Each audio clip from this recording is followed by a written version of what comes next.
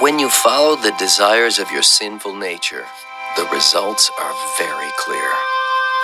Sexual immorality, impurity, lustful pleasures, idolatry, sorcery, hostility, quarreling, jealousy, outbursts of anger, selfish ambition, dissension, division, envy, drunkenness, wild parties, and other sins like these.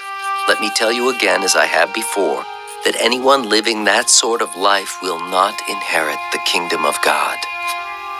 But the Holy Spirit produces this kind of fruit in our lives: love, joy, peace, patience, kindness, goodness, faithfulness, gentleness, and self-control.